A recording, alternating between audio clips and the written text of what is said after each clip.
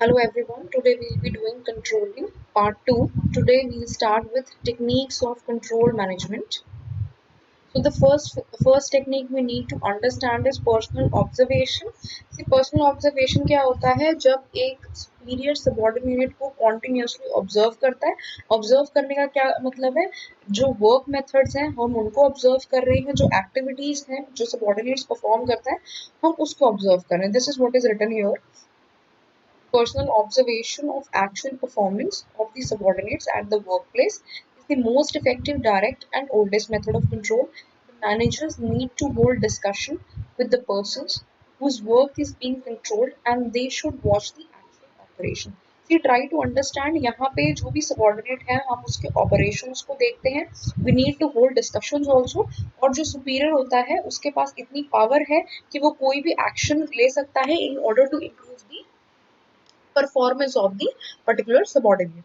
ये तो इम्पोर्टेंट है ही. अदरवाइज पर्सनल ऑब्जर्वेशन के अंदर एक प्रॉब्लम पर्सनल बायसनेस की आ जाती है. If 2 or 3 people are working under a superior तो हो सकता है कहीं ना कहीं पर्सनल बायस देखने को मिल जाए. But this personal observation will tell a detailed report, however it is a time consuming process. Now next is your budgetary control. Now what is budgetary control? See, हम यहाँ पे जो भी बजट हमने allocate किया हुआ है different resources के लिए हम उसकी controlling कर रहे हैं. उसकी controlling करने का क्या मतलब है, आपने resources में एक particular जो budget है आपने allocate किया है तो हम नोट डाउन करेंगे कि इस पर्टिकुलर बजट में हमारी परफॉर्मेंस कितनी होती है. सेकंड, हमने दूसरा अगर एक बजट सैंक्शन किया हुआ है तो उस पर्टिकुलर बजट में हमारी परफॉर्मेंस कितनी ज़्यादा आती है. तो जब भी हम बजट डिसाइड करते हैं तो whenever we are deciding a budget हमारे पास एक रिजल्ट होता है जिसके लिए हम काम कर रहे हैं. तो उस रिजल्ट को लेके और जो आपकी एक्चुअल परफॉर्मेंस है हमने उसकी कंपैरिजन करनी है. So this is your budgetary control. See, we'll go with the definition also. Budgetary control is the process of utilizing budgets for comparing the actual performance with the corresponding budget performance in order to find out the deviations. See, try to understand जो actual आपका performance है वो and corresponding budget performance जो है वो उन दोनों को हम compare करेंगे so that we can understand the deviations and to remove the deviations by either adjusting the budget estimates or correcting the cause of deviations. या तो हमने जो बजट एलोकेट जितना भी बजट हमने सोचा था अगर परफॉर्मेंस उससे कम हो रही है तो उस केस में या तो हम करेक्टिव एक्शन लेंगे, अदरवाइज हमें जो बजट एस्टिमेट है उसको हमें एडजस्ट करना पड़ेगा. Now the third technique which we need to understand is break-even analysis. See, break-even analysis may we have to give emphasis on two very important things. First is cost and second is sales. Right. So हम यहाँ पर ये note down करते हैं कि कितनी particular cost में हमारी सेल्स कितनी ज़्यादा हो रही है. इन केस हमें ये समझना पड़ेगा कितनी कॉस्ट इनकर करने के बाद हमारी सेल्स इतनी हो रही है कि हमारा सारा इन्वेस्टमेंट का पैसा, ये जो हमारी सारी जो कॉस्ट है वो आप एक तरीके से रिकवर कर लेते हैं. This is which we need to understand, right. Plus उसके बाद हम वन बाय वन स्टेप्स पे ये देखना शुरू करते हैं कितनी कॉस्ट इनकर करने के बाद हमें कितना ज़्यादा सेल्स हो रहा है और उससे कितना ज़्यादा हम प्रॉफिट जनरेट कर सकते हैं. अब इसमें दो इंपॉर्टेंट चीज़ें हैं. कॉस्ट को हम 2 पार्ट्स में डिवाइड करते हैं, fixed cost and variable cost. अब हम कंट्रोलिंग कर सकते हैं वेरिएबल कॉस्ट की. अगर हमें ऐसा लगता है कि कॉस्ट बहुत ज़्यादा इनकर हो रही है तो उस केस में we can control the variable part. So this is what is written in the definition.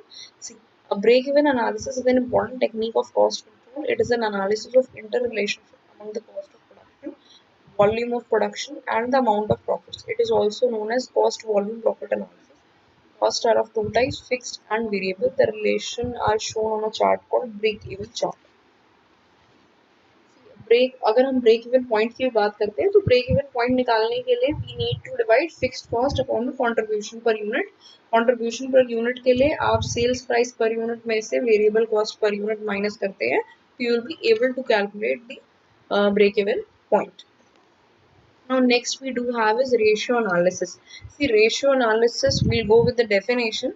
A ratio is an arithmetic relationship between two figures. We try to understand, हम जब भी ratio की बात करते हैं तो we are comparing two figures. अब ये जो 2 फिगर्स का रेशियो आता है ये हमें फाइनेंशियल डिसीजंस जो है उसको लेने में हेल्प करता है. This is what is written here. With the help of such analysis, जो भी हम एनालिसिस करते हैं रेशियो की वजह से The efficiency of financial performance of an enterprise can be judged. अब आप जब भी financial performance को judge करना चाहते हैं, जो financial variables है उनको लेकर आप compare कर सकते हैं. So you will be able to understand financial condition क्या है, profitability क्या है, या efficiency कितनी है enterprise की. अब हम कौन सी रेशियोज को कंपेयर कर सकते हैं?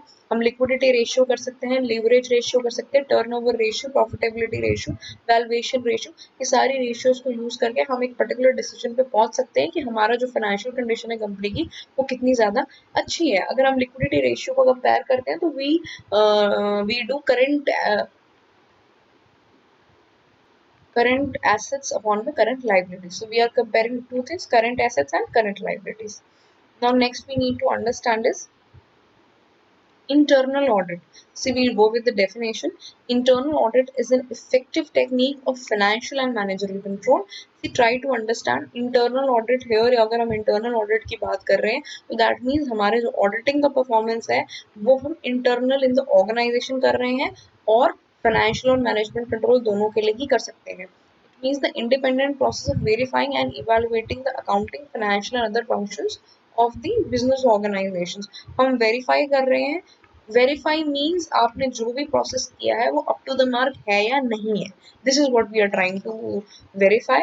हम इवेलुएट कर रहे हैं अकाउंटिंग को, फाइनेंस को और जितने भी अदर फंक्शन है बिजनेस ऑर्गेनाइजेशंस को, हम उन सबको ही एक तरीके से इवेलुएट करना चाहते हैं.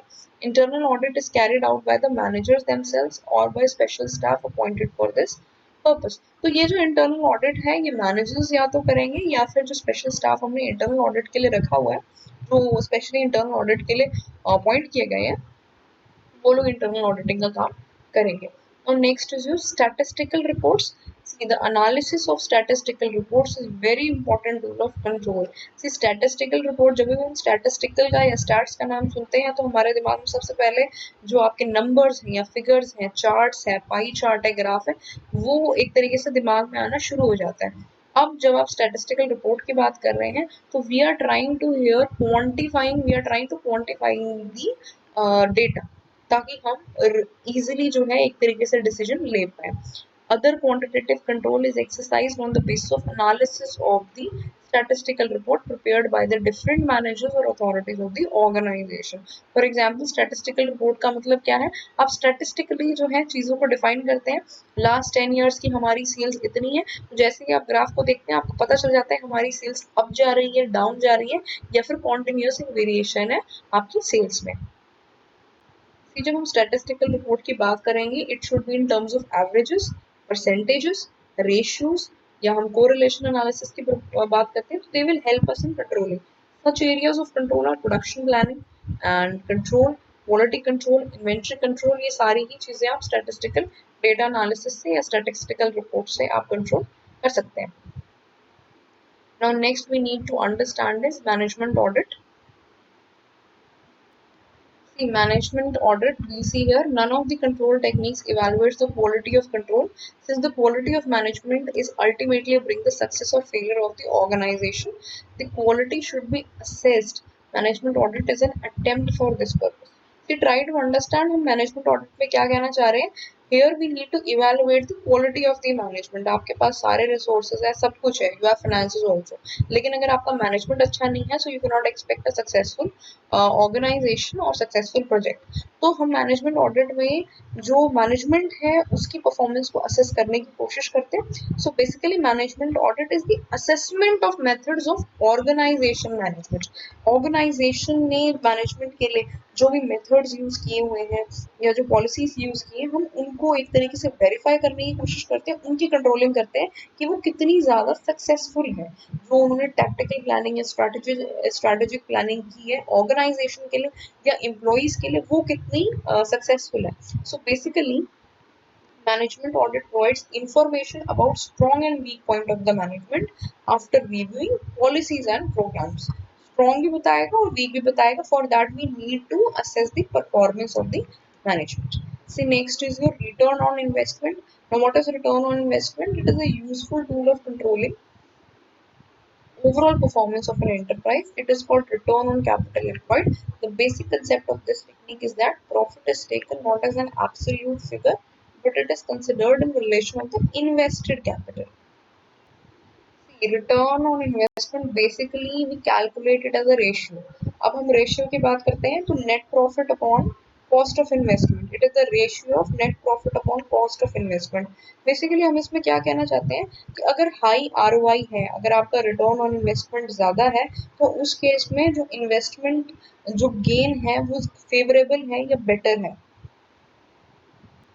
Or we can say return on investment is a performance measure used to evaluate the efficiency of an investment or compare the efficiencies of number of different investments. The last slide we do have is network techniques, responsibility accounting, zero-based budgeting. See, now what is network techniques? Network techniques के अंदर आपका जितना भी हमें functions को perform करना है, we divide it into small parts, which is written here, small activities. See, network techniques are being widely used as control systems. In such techniques, a project or program is broken down into small activities. See, आपको एक बड़ा project जो है वो करना है. अब वो बड़े project हम one go में नहीं कर सकते. उसके लिए हमें small activities में उस particular project को हमें divide करना होगा, which are arranged in a technological sequence. That means one by one we need to arrange them. Various activities should be accomplished according to the sequence. So we are dividing them into small activities, लेकिन हमें sequence में ही वो काम करना पड़ेगा. This is network techniques. अब network techniques के अंदर हम दो बहुत important techniques की बात करते हैं. First is PERT and second is your CPM. Now what is PERT? We'll discuss about both the things.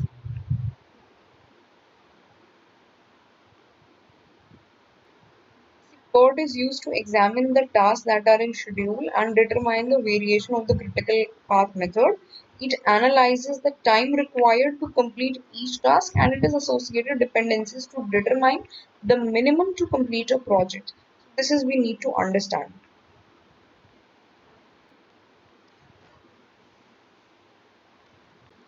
And next is your PERT and CPM. CPM critical path method or CPM basically helps in understanding what is the shortest path to do a particular task. Network techniques में हम बात करते हैं, हम एक project को छोटे छोटे पार्ट्स में डिवाइड कर लेते हैं.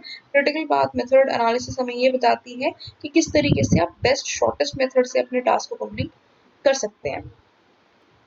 However, PERT is used as a planning tool and as a controlling tool. As a planning tool, PERT is used to compute the total time required to complete a project and identify the bottleneck activities which can make a delay in the project of the completion date. Right? Now, next is your responsibility accounting. The responsibility accounting एक technique है, right? With which we can assess the performance of the employees, कितना ज़्यादा perform कर रहे हैं on the basis of targets which we have already set in the past. Past में आपने employees के लिए जो भी targets रखे थे उसके लिए वो कितना ज़्यादा अच्छा perform कर पा रहे हैं. We need to evaluate that and we need to evaluate that on the basis of units, sections or divisions, whichever is responsible or for which they are responsible. We have to assess कि एक particular employ की performance कितनी ज़्यादा अच्छी है या अच्छी नहीं है. We need to evaluate that according to the target, and for evaluating that, now to assess that performance we have some responsibility centers also. और responsibility centers को हमने 4 टाइप्स में कैटेगराइज किया हुआ है. First can be your cost centre. अगर हम cost centre की बात करते हैं तो उसमें हम असेस करते हैं कि एक पर्टिकुलर अमाउंट हमने एक पर्टिकुलर एम्प्लॉय को अगर कोई एक पर्टिकुलर बजट दिया हुआ है तो whether they are able to do their activity in that particular budget और नॉट. और अगर हम सेकंड रेवेन्यू सेंटर की बात करते हैं तो रेवेन्यू सेंटर के अंदर हम देखते हैं कि एक पर्टिकुलर सेल्स रेवेन्यू जो हमने जनरेट करने के लिए एक्सपेक्टेशन की थी वो पर्टिकुलर रेवेन्यू एम्प्लॉय ने जनरेट की है या नहीं की है. प्रॉफिट सेंटर भी हो सकता है. Now financial performance is measured whether it has achieved the budgeted profit or not. उसके बेसिस पे भी हम एम्प्लॉय की परफॉर्मेंस को मेजर करेंगे. And fourth one can be your investment center also. So investment center where manager is held responsible for effective use of invested capital for the budgeted return on investment. Now the last one is your zero-based budgeting. Now what is zero-based budgeting? It is comparatively a newer concept in business and non-business budgeting. It was applied first time in the US in 1971. Since then, it has been used by a number of states and business enterprises in the USA and other countries. Basically इसमें होता क्या है कि आप zero based budgeting method में जितने भी expenses आपने किए हैं उसकी आपको एक तरीके से जस्टिफिकेशन देनी पड़ती है। आप जो कॉस्ट आपने इनकर की है within the organization and जो भी आपको एलोकेशन ऑफ फंड्स हुआ है उसके अकॉर्डिंग आपको जस्टिफिकेशन देनी होती है and regardless of how much money has previously been budgeted to any line item, right? So zero based budgeting is a method of budgeting all expenses must be justified and approved in each new period, as well as we need to analyze the needs and cost of every function within the organization and allocating funds also. ऐसा नहीं होगा कि आपको कोई किसी without particular need आपने कोई भी एक तरीके से एक्टिविटी की है, for every particular need you have to justify, for every particular need whatever budgeted you wanted you have to justify कि कितना ज्यादा पैसा खर्च हुआ है और उसके पीछे क्या क्या रीजंस रहे हैं। Thank you.